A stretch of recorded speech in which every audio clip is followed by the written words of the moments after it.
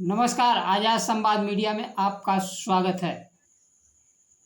महात्मा गांधी के परपोते तुषार गांधी के साथ बिहार में दुर्व्यवहार, मतदाता पुनरीक्षण के लिए इंडिया गठबंधन ने कसी कमर। समय के साथ खबर पाने के लिए चैनल को सब्सक्राइब करें। नमस्कार, खबर विस्तार से। बिहार के मुख्यमंत्री का सुशासन जंगल राज में बदल चुका है। दुनिया हमारे देश को बुद्ध और गांधी के देश के नाम से जानती और पहचानती है। महात्मा गांधी और बुद्ध दोनों का संबंध बिहार से रहा है।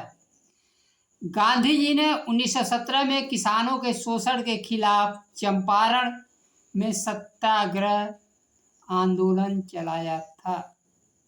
यह सत्याग्रह गांधी जी के आंदोलनों की नींव तथा देश के आज़ादी के आंदोलनों को राह दिखाई। उससे बड़ी घटना अंग्रेजों के शासनकाल में गांधी जी को आंदोलन करने दिया गया।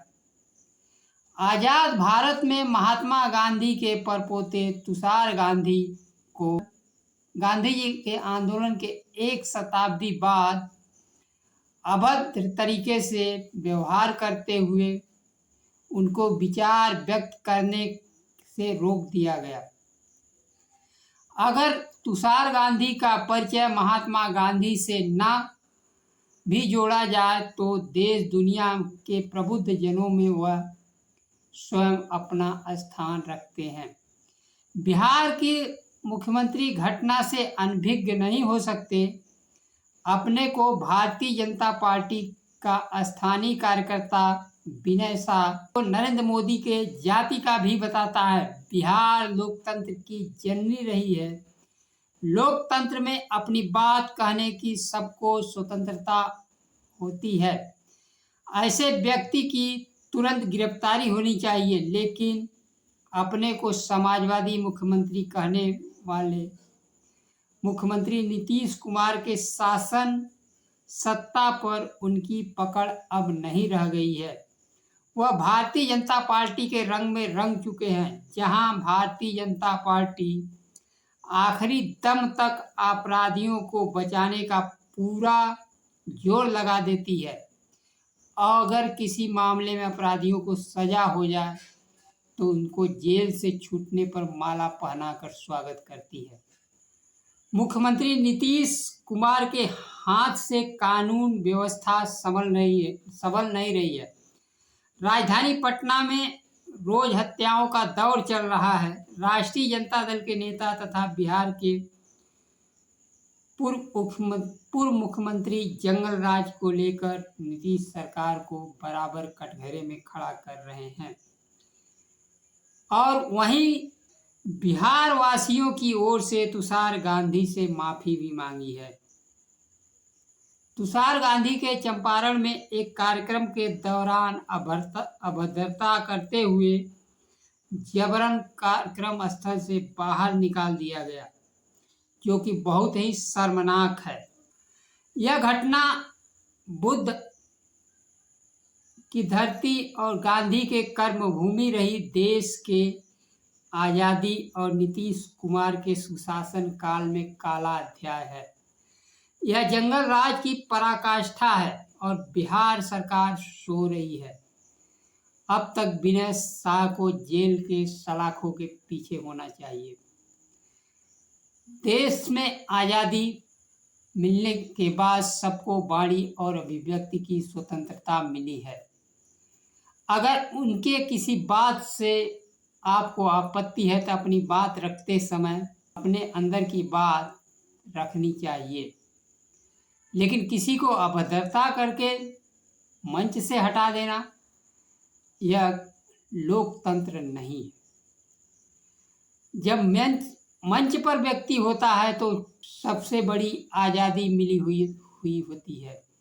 वह भले ही अपने भाषण से किसी को अपमानजनक बात कहे, किसी प्रकार की ठेस पहुंचने वाली भी बात कहे तो भी मंच पर उसे गिरफ्तार नहीं किया जा सकता। मंच से उतरने के तुरंत बाद गिरफ्तारी की जा सकती है, लेकिन मंच पर छेड़छाड़ यह लोकतंत्र के खिलाफ है।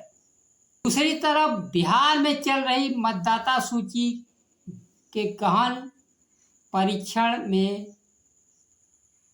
एक भी मतदाता ना छूटे, इंडिया गठबंधन के नेता अपनी तैयारी तेज कर दी है।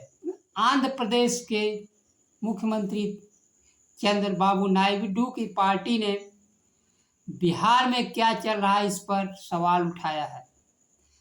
आरोप लगाया कि मतदाताओं को पूरा समय मिलना चाहिए। अगर आंध्र प्रदेश में मतदाता पुनरीक्षण करना है तो कम से कम 2 वर्ष का समय होना चाहिए और बिहार में 1 माह में चुनाव आयोग मतदाता पुनरीक्षण करना चाहता है।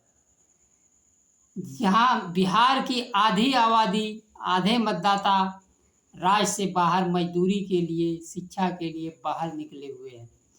ऐसे राज्य में जहां उन्होंने ऐसे दस्तावेज जारी किए हैं जो कि आम मतदाता के पास है ही नहीं। यहाँ तक कि सुप्रीम कोर्ट में सुनवाई के दौरान जज ने भी कहा कि इसमें से तो हमारे पास भी दस्तावेज नहीं कई। लेकिन चुनाव आयोग साजिश के तहत दलित, पिछड़े, अल्पसंख्यकों को मतदाता सूची से बाहर करने का खेल कर रहा है। वहीं बिहार के मुख्यमंत्री तथा जनता दल यूनाइटेड के नेता नीतीश कुमार या जनता दल यूनाइटेड इस मुद्दे पर अभी चुप्पी साधे हुए हैं, जबकि जनता दल यूनाइटेड के भी मतदाता अति पिछड़े वर्ग से आते हैं।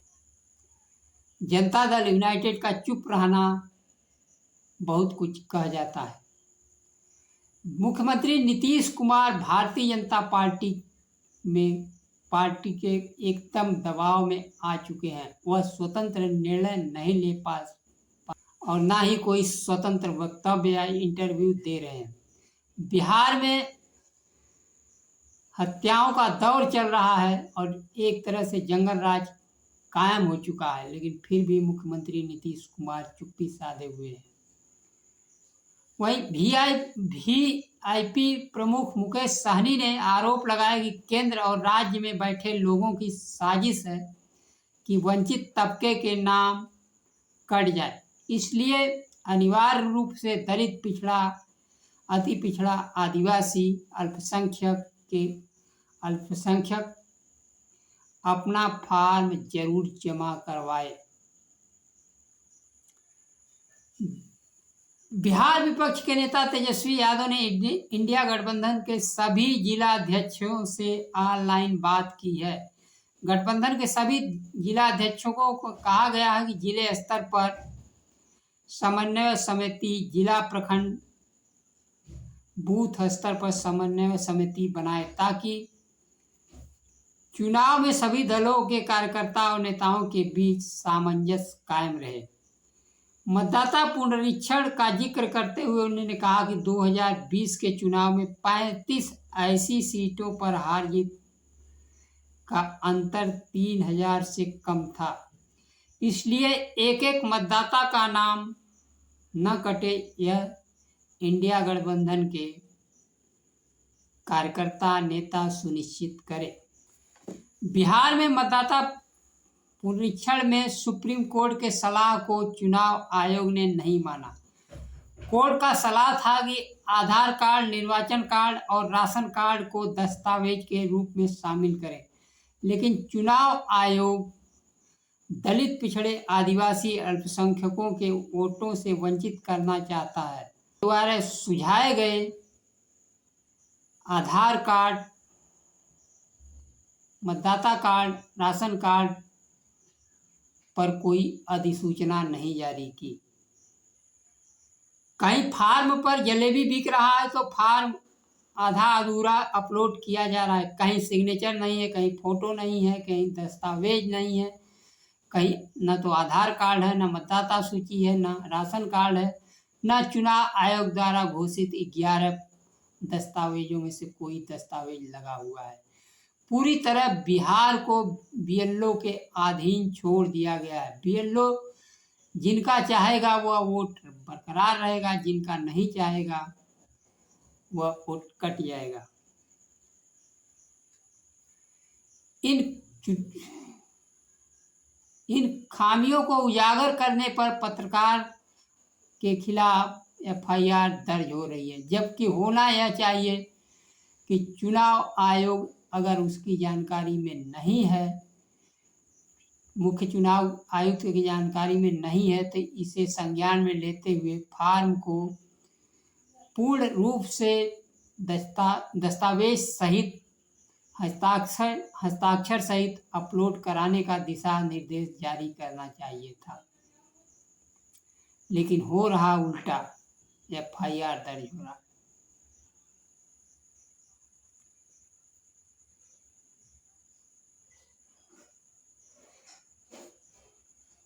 मुख्य चुनाव आयुक्त को आजीवन सुरक्षा मिली हुई है, जो कि भारत के राष्ट्रपति को भी नहीं मिला हुआ है। वह कोई भी गलत सही काम करे उसका परीक्षण नहीं हो सकता है। पद पर रहते हुए भी पद के हटने के बाद इतनी बड़ी शक्ति जो भारत के राष्ट्रपति को भी नहीं मिली हुई है, इतनी बड़ी शक्ति लेकर वह दलित, वंचित, उपेक्षित,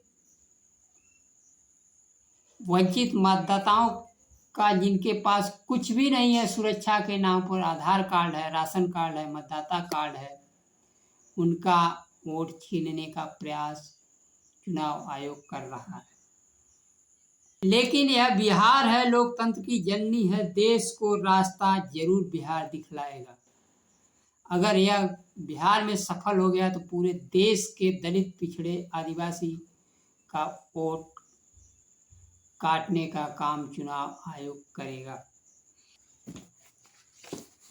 इंडिया गठबंधन के सभी नेताओं को चुनाव से पहले वोट की रखवाली करना पड़ रहा है।